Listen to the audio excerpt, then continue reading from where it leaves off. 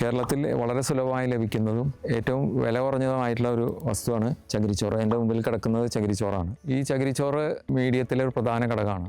ചകിരിച്ചോറിൻ്റെ ഗുണങ്ങൾ എന്തൊക്കെയാണെന്ന് ചോദിച്ചാൽ, ഇത് നമുക്കെല്ലാവർക്കും അറിയാം, ഈർപ്പം ധാരാളം നിലനിർത്തുന്ന ഒരു വസ്തുവാണ്. താരതമ്യേന മണ്ണിനെ അപേക്ഷിച്ച് തൂക്കം കുറവാണ്. മണ്ണിനെ അപേക്ഷിച്ച് ഇതിൽ കീടങ്ങളും രോഗങ്ങളും ഉണ്ടാകാനുള്ള സാധ്യത വളരെ കുറവാണ്. പിന്നെ ഇത് വായുസഞ്ചാരം തൈകൾക്ക് നല്ലവണ്ണം ഉറപ്പുവരുത്തുന്നതുകൊണ്ട് തൈകളുടെ വേരുകൾ നന്നായി വളർന്ന് ഇതിനുള്ളിൽ പടർന്നു കയറി വളരാനുള്ള സാധ്യതയും കൂടുതലാണ്.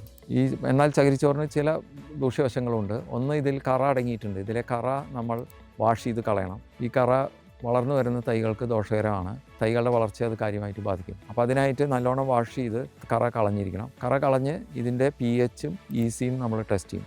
ഈ pH 5.5-ക്കും 6.5-ക്കും ഇടയിലായിരിക്കണം. അതിന് മീറ്ററുണ്ട്, അത് വെച്ച് നമുക്ക് ടെസ്റ്റ് ചെയ്യാം. അതുപോലെ തന്നെ EC എന്ന് പറയുന്നത് ഇതിൽ അടങ്ങിയിട്ടുള്ള ലവണങ്ങളുടെ തോതാണ്.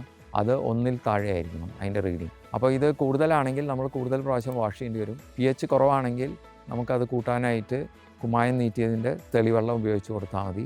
അത് ആഡ് ചെയ്ത് നമുക്ക് ഇതിൻ്റെ pH കൂട്ടിക്കൊണ്ടുവരാൻ പറ്റും. ഇങ്ങനെ തയ്യാറാക്കിയെടുത്ത ചകിരിച്ചോറാണ് നമ്മൾ മറ്റു ഘടകങ്ങളും കൂടി ചേർത്ത് മിശ്രിതമാക്കി മാറ്റുന്നത്.